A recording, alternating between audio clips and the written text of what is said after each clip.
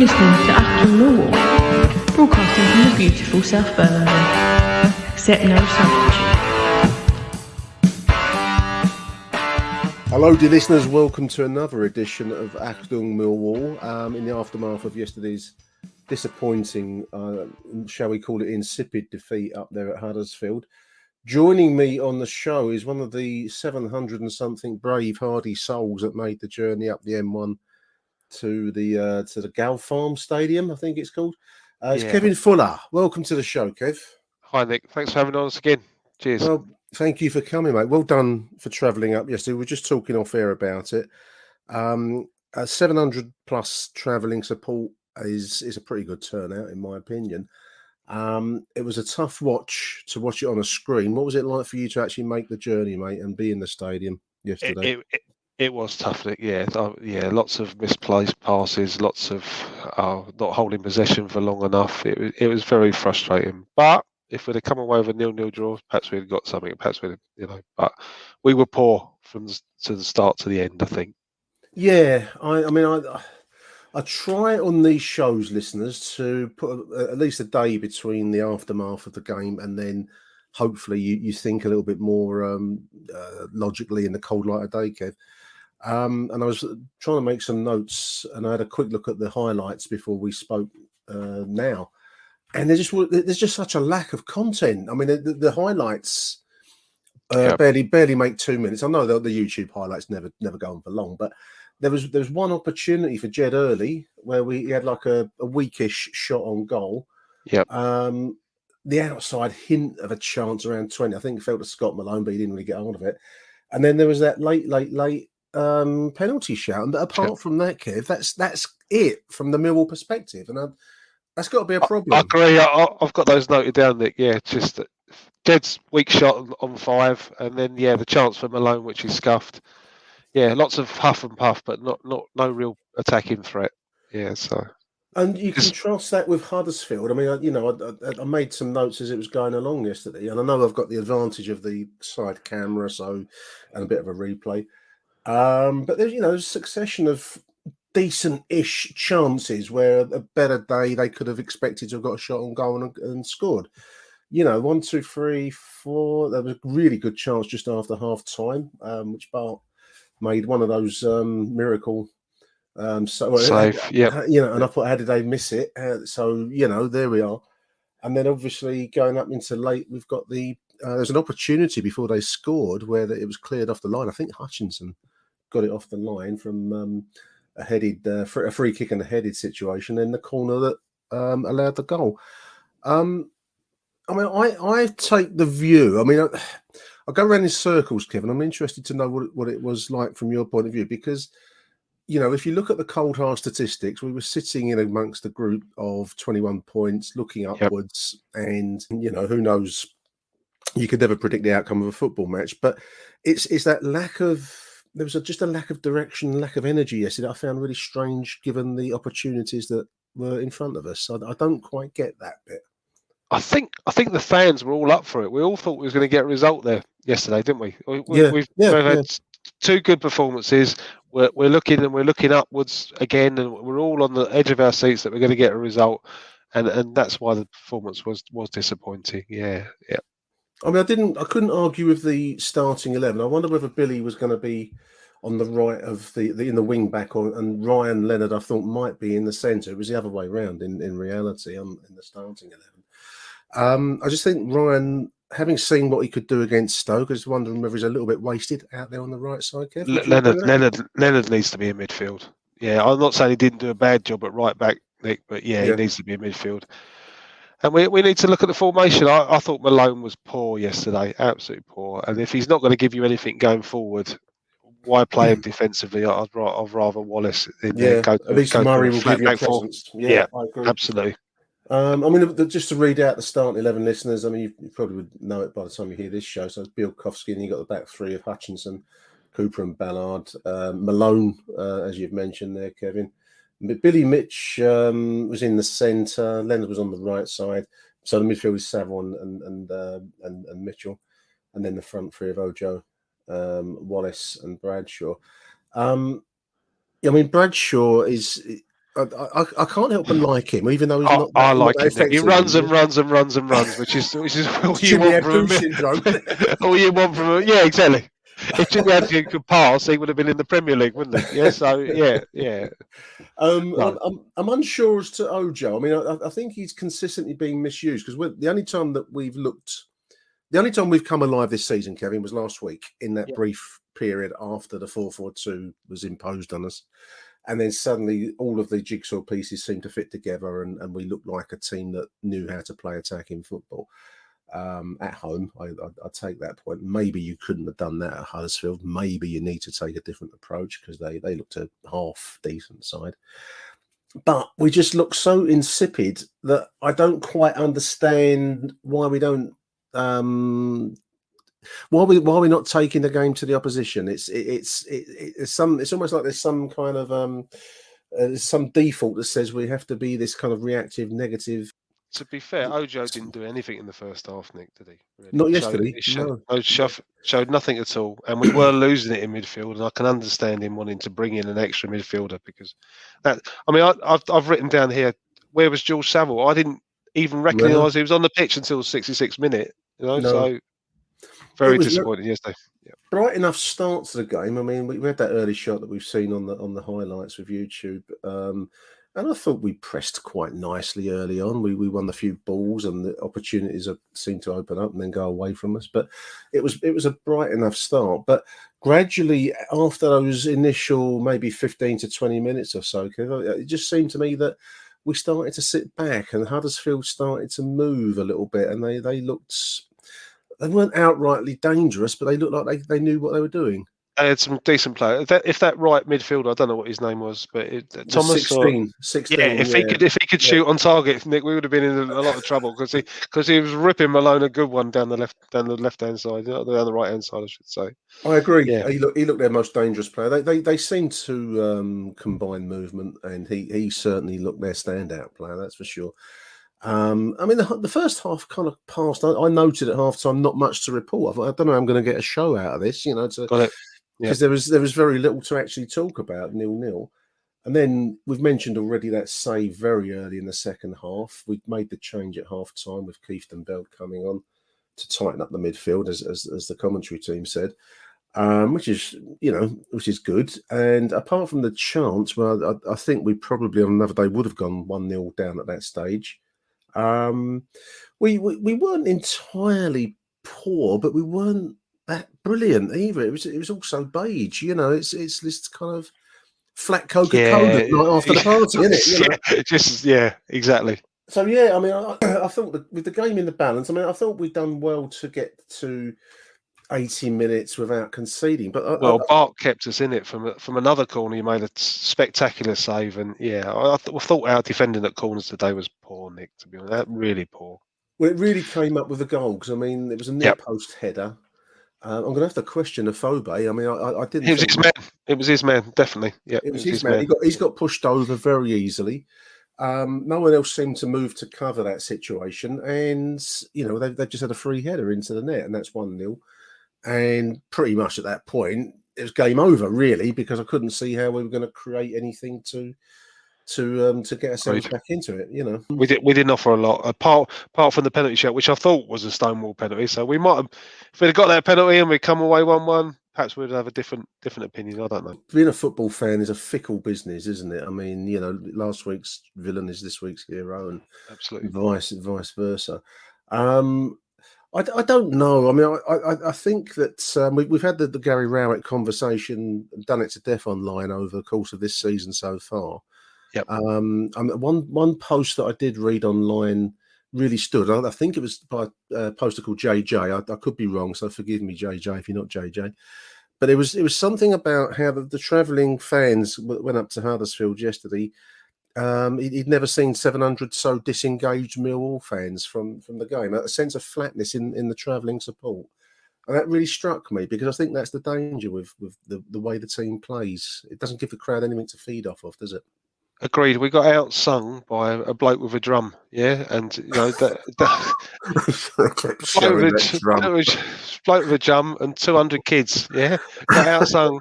We all got outsung, and that is because we were flat. Nick. The team were flat, and the away supporters were flat because of that. Yeah, so. I've wondered. I've not read anything about Danny Mack, and I've not made any inquiries or done any research. I don't know where he is. He didn't seem to be even in the squad yesterday, so I don't know if he's carrying a knock. I hope he's injured. I hope he can't be out of favour. Surely he hasn't done anything wrong, Nick. In my opinion. Yeah, you'd hope not. You'd hope not. But one of the things that really worries me, and I don't set this thing up to criticise Gary Rowett particularly, but he does seem prone to taking against people. I mean, I'm thinking of the artist Conor Mahoney, who may or may not be any good. Who knows? We barely see enough of him to really judge him. He gets little cameo roles every now and again. Danny Mack, I don't know. You hope it's a sad thing when you're hoping he's taking the knock and he's not available. But what else could it be? I mean, he wasn't even on the bench, I don't think, yesterday. No, he wasn't on the bench. I hope he's injured because Danny Mack's one of the, I thought he would be in my starting 11 every week. It would be for me because there's obviously the whole Ben Thompson question, one of our own. I suppose I'm wondering whether it is this kind of I'm Millwall and I understand the club, and you're Gary Rowett, you come from the Isle of Wight or Midlands. Isle of Wight, that's right. Yeah, it comes off the Isle of Wight. You don't understand our club, and I just wonder sometimes whether he seems to have a definite idea of what kind of player he wants and what kind of player don't fit into his template, and I don't know. For him not to be even on the bench struck me as odd when the right side was done willingly enough by Ryan Leonard, but I just would prefer to see Ryan in midfield and doing those surging moves that we saw against Stoke. Yep, me too. Agreed. And Danny Mack that shows some talent for the right sided position, Absolutely. So I don't know what to make of the season. It's really hard. You've got a disastrous season you can kind of deal with as a commentator, but this is not a disastrous season. But it's not. No, not at all, Nick. We've both me and you have seen worse, haven't we? Yeah, and a hell of a lot worse, Kevin. Well, exactly. A win on Tuesday, win on Saturday, and we're back in it, and we're back up again. And that's Millwall, isn't it? Yeah.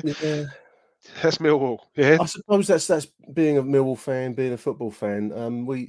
We hope for better on Tuesday. You try doing a podcast, listeners. You try coming up with something new, because this is a regular feature of our season. We have a little bit of glimmer of hope, and then something like yesterday happens. Well done for travelling up there, Kevin. I know you got family up there, so that you can take it along with that, but. It's still a long drive, and I do, I take my hat off to everyone that went up there yesterday, because that was one of those long northern trips. That I hope the guy that was taken ill is okay as well, Nick. Yeah, I saw that. Yeah. Apparently he had an epilepsy phase, but I think he was okay from what I've picked up on Twitter. There we are. Can we show some more ambition in midweek? We've got to, really, Kevin. Tuesday night, yes, absolutely crucial. And then get back on the horse and go. Yeah, and then Saturday. Yeah. Two big games.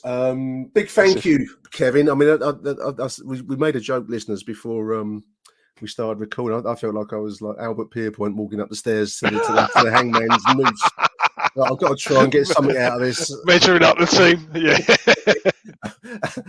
So I really appreciate you taking time out of your day, mate. That's no problem. Let's keep our fingers crossed for Tuesday. Achtung, Millwall. Hello, Nick. Barry Moon here. Just to let you know, those shows you're putting on at the moment are great. It's like you now, retired. I've been retired a little while now. It's just good, good listening. And I thoroughly enjoy them.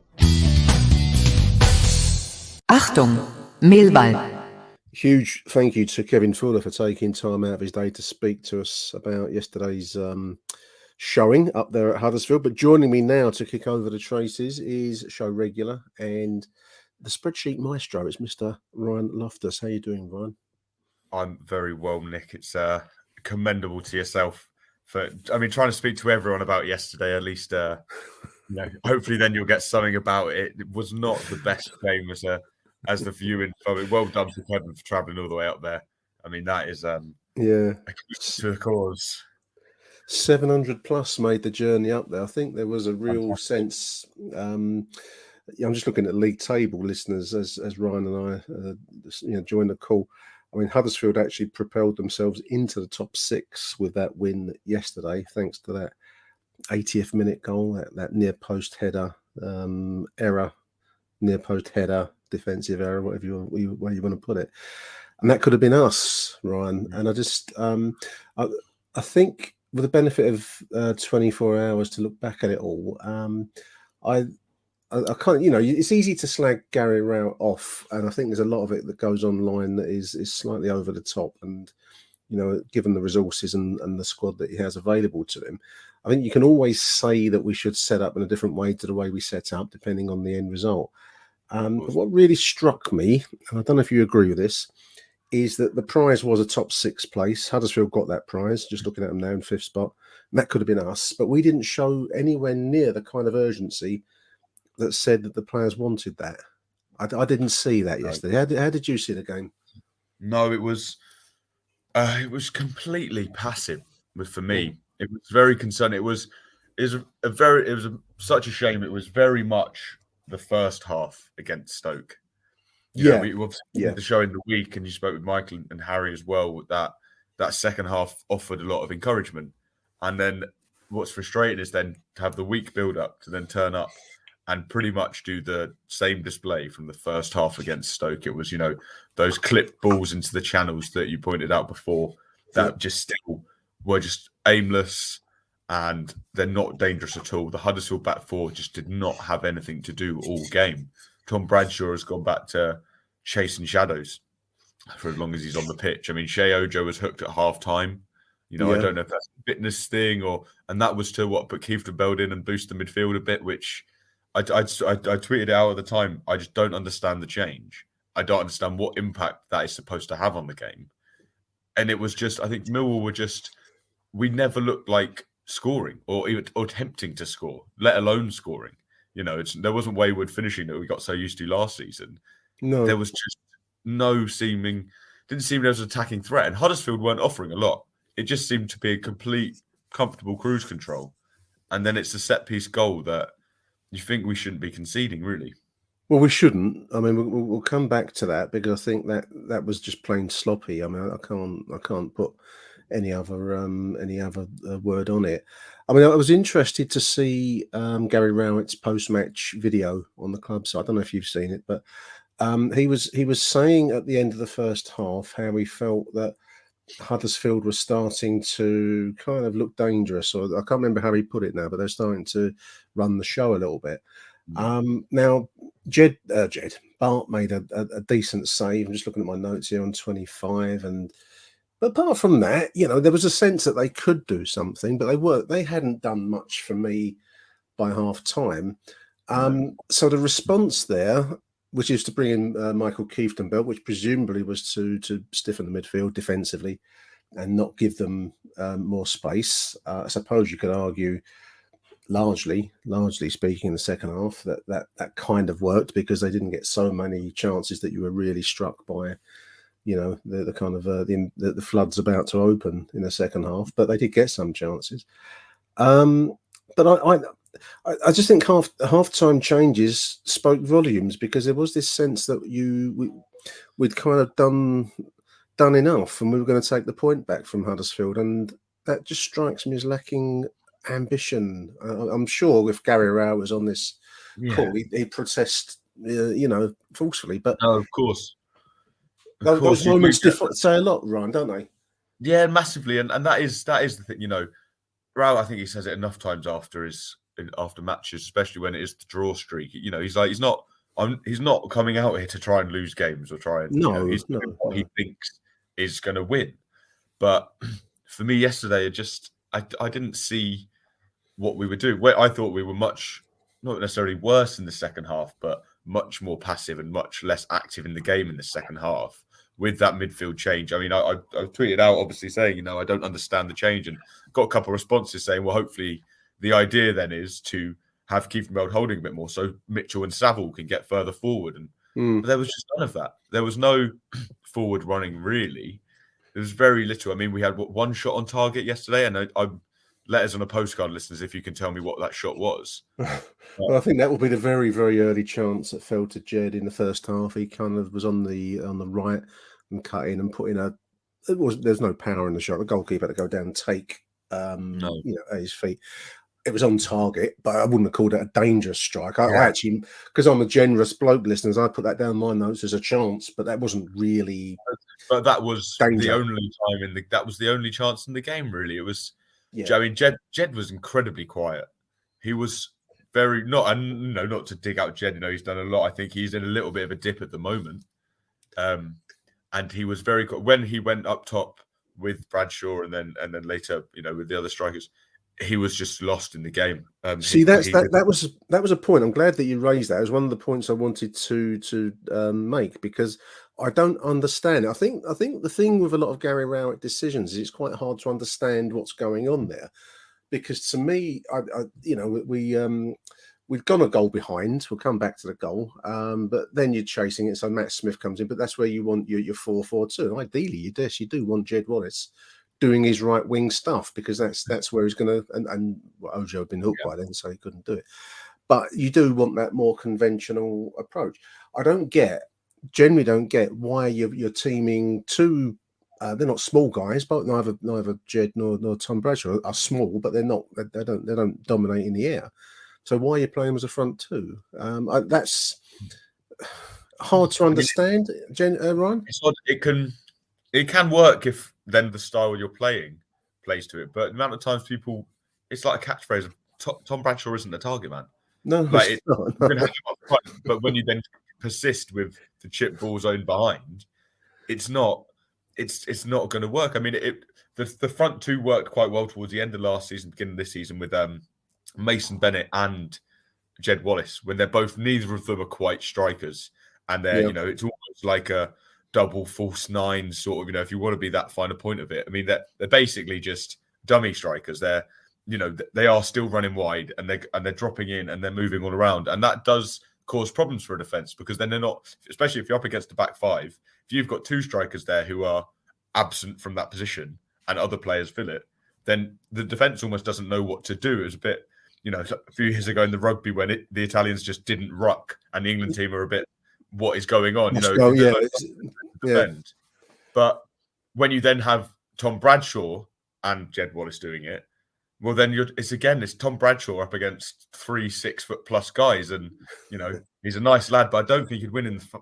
He's not a miracle worker, no. You got to work with the tools you've got, but I feel like there was so little attacking kind of support yesterday's game, that you're not even giving yourself a chance almost. It's a strange season, Ryan. The reason I find it strange, I was just looking at the results just before you came online now, and if you look back, we've got wins. We've done some decent wins. We've won at places like Sheffield, and we've pulled off results that just thinking about Barnsley, I remember. There's others, and we've gone to places and done well. But then when we get beaten, we look so insipid when we're getting beaten, and I find that. It's not acceptable for a Millwall side to ever look insipid. If you're going to be, if you're going to be awful, that's fine. Just give 100% of awful. Shed blood at being awful, but what you can't be is this kind of wishy-wash that we seem to have a lot this season. Teamed with the other side of the self-same coin, that actually we've made some good results. Some will say online, by the skin of our teeth. Like one post I saw said how we changed formation to the 4-4-2 against Stoke and looked dangerous because that was enforced upon us. I think Evans, Evans that was injured and went off. But the thing that I find interesting is that though that brief period when we went to 4-4-2 and started playing players in conventional positions and with the target man in Matt Smith, where we came alive, we don't. You and me spoke about plan A, plan B. That didn't really show itself yesterday, did it? At all? No, yesterday it was just back to that plan A of this is how we line up and this is how we do it, and it's very predictable. And that is the frustrating thing, that it was so similar to that first half against Stoke, and You know, I mean, Raul even complained about the balls and behind the chip balls and the lack of really forward movement. But that's exactly what happened, and it's odd. You know, you can't believe that Raul is trying to do something completely different, and the players are just going on the pitch and going, no, but we like this way. You know, there is a problem there, and it's a very odd season because we're not awful, and I think that is the problem for Raul and for the side and what the fans are. Well, for many fans, I think he inspires such venom because we're not that bad. Yeah, but it's not dreadful. We're not in free fall. Like Michael says, we will not get relegated under Raul. No, I don't believe we will get relegated. Finish in the bottom half, really. But what are we going to do? We're going to draw a lot of games. There are going to be a lot of 1-0s either way, and there's going to be a lot of not even disappointment, not even just maybe apathy almost. You know, it just kind of ends up there. I nearly said our expectations as fans, Millwall fans. I'm just wondering whether we sometimes set them too high. But then again, I look at the league table. I'm looking at it right now as we speak, and obviously in the top 3 positions, you've got the 3 ex-Premier League sides: Bournemouth, Fulham, and then West Brom, and the money that they bring to the table. But below them are Coventry, Huddersfield, Blackpool, Blackburn, QPR. So none of those are Super League sides. You know, they're all they're us potentially. Yeah, and Luton as well up there as well. You know, it's like and Luton, small clubs that are run well and are trying to do something different a lot of the time. You know, they have some of them have a slightly different way of thinking, and it might be up and down.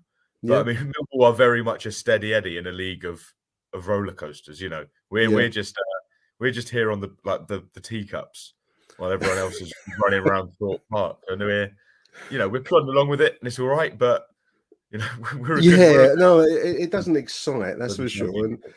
And we've got a long season of podcasts to go with this, listeners. So it's very genuinely. I was trying to make notes with Ryan now and Kevin earlier on the show, and it's really hard to squeeze much juice out of this apple. You know, there's not much you can say. I say to Carl Bates, obviously doing the radio and I follow commentary after every game. I mean, surely he just has a stock set of phrases now. He doesn't need to turn up to the games. He can, record the same 10 or so phrases and get Peters out. Or, and there's another miracle by Bart. There you go. A 1-1 draw. Who would have seen it coming? You know, it's that sort of stage, but it is very monotonous and routine. And that was yesterday really did feel like you could see the team watching out and they were going through the motions, and then we conceded a poor goal towards the end, and that was it. You know, and there's no real hope. You're not thinking, even watching that game, sometimes you think, it sparks into life and we can have a bit of a comeback. You know, even against Fulham when we were getting blown out of the water, we still ended that game. We went, we could have quite got something. We could have nicked something. Not yesterday. We weren't. There was no sense that we were about to get back in it. No, I mean, we went 1-0 down to a very poor goal, and I think you got to have some accountability. I think Benik Afobe's got to put his hand up, and maybe he does it in the dressing room because he gets pushed out of the way very lightly by the Huddersfield forward. Billy should have been there and covering, helping his mate out who's just been pushed over.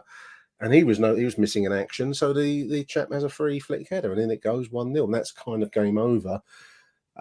We did bring in Matt Smith, but then Huddersfield were doing that very modern thing, Ryan, of game management, and they did largely manage their way through to the only other incident of note, which was the handball shout on 90+2, which I thought in real time looked a good shout. I've seen it since on the YouTube replay, and it still looks a reasonable shout. But sometimes you don't get them. We didn't get them yesterday.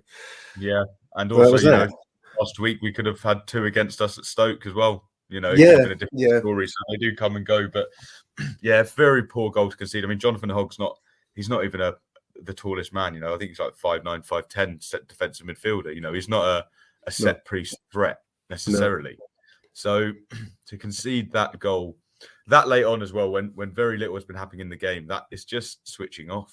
It's just defensively switching off, and it's a bit of lack of concentration in a game that, I'm fair play to players for making it through the 90 minutes. But, with that going in front of him, I thought Bart might, he had the cap on, but pull it down and have a little nap in the second half. To be honest, I mean, it wasn't great watching in front of him, but it's just basic. It's very, and it feels. I know, as soon as it went in, Mike in our group texted set piece again. Yeah, it does feel like we are starting to concede, more set piece goals, especially for a side that are so aerially dominant, and we have a lot of practice heading the ball with the way we play. And we're so defensively minded, Ryan. It's like the defence ought to be bread and butter. Then you can talk about whether you can score a goal or not. Yeah. But you can't. We're not long past the Italians defending their way through to a European Championship win, UEFA Championship win, and that's elevated. That's the highest art form of the game, the Italian defence. Well, they don't make sloppy errors like we gave Huddersfield. I know you're talking about very different levels of players, listeners, but that should be the bar that you aim for if defending is going to be our theme tune, and we don't, because that's not the first time we've had other sloppy errors through the season, and I don't understand that. It does seem that a lot of the goals we concede are individual errors. It's a really odd system. I mean, I have the exact same problem with my Sunday team at the moment, where there doesn't seem is Gary Rowett in charge of that by any chance?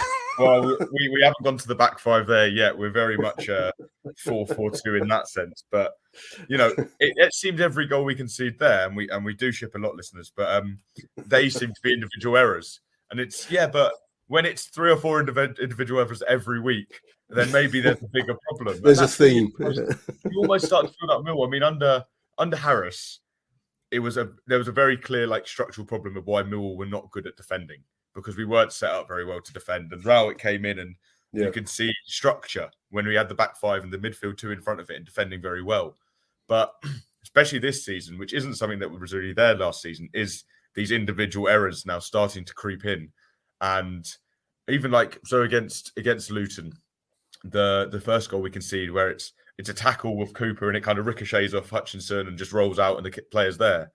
And then again, the second goal was just a turnover in midfield, and I think Cooper's quite covering, and so you can quite clearly look at it and go, well, that's a mistake, and that's what's cost the goal.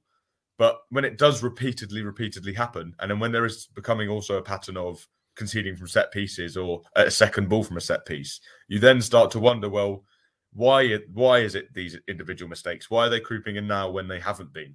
And that might be down to system, that might be down to form, it might be rubber the green on the day, but that is Rowett's job to figure out and to stamp out, because if it's going to keep happening, we'll have plenty more chats like this where we're watching a game that wasn't great, and one error has cost the game, because we don't score loads. So when we concede one, we're in trouble. There's a great Twitter feed called Boring Gary Rowett, which is totally unfair on him, of course.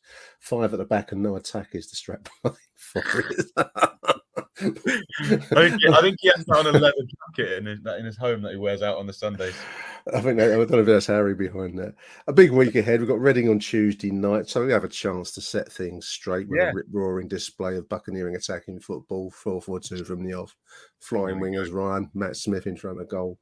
3 goals up by half time. It could happen. It could happen. It's interesting now. I think obviously last week is the first time there's other than international breaks, there's been a full week of rest for the players. So it was very odd. The Stoke, there was a regaining of momentum. It felt that the Stoke win off the back of Sheffield United win, and you go, okay, look, the Luton game was a blip. You've clearly learned from it. I can't remember who it was on your podcast, but they mentioned it seems to happen, Rowett. We do bounce back a lot. We seem to under Rowett have a lot of bounce backs. When we do play badly, we generally see a reaction from the players. And, we saw that at Sheffield United, and they continued it at Stoke, and that was almost in itself from the first half and second half. Now we have, again, another 3-game week where at the end of it, if it was a repeat of last time, we'd start with the loss and then 2 wins. You will end the week after against Reading and Derby going, well, do you know what? That is a good week. And then you go, it's 17 games now. We've only lost 4, and we'll probably be in the playoffs again. But because of the frequency of the games, it can also turn the other way. And if Millwall don't get off to a great start against Reading and it doesn't go to plan, then it starts. You'll hear about it. That's right. He will hear about it. Yeah. It is a big week, and it's 2 games that look very winnable. 2 games against sides that are quite, not low down on the table, but, below where we are. A lot of the games we've had recently are the kind of chasing 8-team pack that are going for the playoffs. We've been playing all of those sort of sides. So yeah, this is now an opportunity to play a side slightly lower. Can we impose ourselves in a game? Can we take control and play attacking football? Can it be 5 at the back with a very small amount of attack, get out the 1-0 and then make it 5 or 6 at the back again? It's big week it's ahead. Big week. One other thing that's intrigued me, no Danny Mack yesterday on in the squad, on the match day squad, and I haven't, I don't follow it so diligently, listeners, that I can tell you, the kind of aches and pains of every single player, but I haven't seen him get injured. I don't think I've seen him get injured, and I haven't read about any injury. So, is he out of favour? That I don't understand. So unless there's some, as we were just saying to Kevin, Ryan, I mean, he said that you kind of hope he is injured or he's carrying a knock, because if he's out of favour, then that defies belief. Yeah, it is an odd one. I'm not sure. I again haven't heard of an injury or selection wise. I didn't see after the game either if anyone asked, but because it's weird because he got hooked, didn't he, at half time against was it in the Stoke game or in the Luton game, and hasn't been back since. And I can't remember if even yet he's been on the bench, but it's an odd one because he looks exciting and he looks he looks a very good player. When he came back, he was good, and it seems strange that he hasn't, even when he was coming in, there was still the rotation with Romeo, which you do understand, but you're almost not convinced that Rowett is convinced by him. And it's I'm not sure what it is. No, something askew. I mean, we've had the Ben Thompson debate and done that one to death, but young, homegrown, exciting Millwall players that clearly are hungry to do it in front of their own fans, you'd think would be a premium, but who knows? He could be carrying a knock, and it could be that we're kind of making drama in the absence of any other drama. You have to make your own drama up. Yeah, you'd hope. Imagine with him not being in the squad at all, you'd have to hope that is just injury related. You'd hope. Yeah. He's the only right back we got, Nick. And he's decent, and he cares, and all the rest of it. So there we are. Who knows? Big week ahead. So Reading and Derby. It could all look very, very different by Saturday evening. Let's keep our fingers crossed, Ryan. Big thank you to Ryan for taking time out of his day, joining us on this rather difficult show, listeners. It's been quite a tough gig to get anything to really talk about out of yesterday's performance. But well done, Ryan. Thank you, mate. You're very welcome. I'm sure this show, if we always guarantee as much entertainment as the Millwall match you just watched, which is take it or leave it. We didn't start in football content awards this year and take from that what you want. We're back to get Rowett's plan A. So anyway, let's see what we get Tuesday night. Thank you, Ryan, and thank you to you too, dear listeners, for tuning into this post-Huddersfield edition of Achtung Millwall. Until Wednesday, we'll do another show Wednesday. It's bye for now. Thank you for listening to Achtung Millwall. If you enjoyed the show, please head over to Apple Podcasts and leave us a cheeky little review. Arrivederci Millwall. Till next time. Who do you want to watch?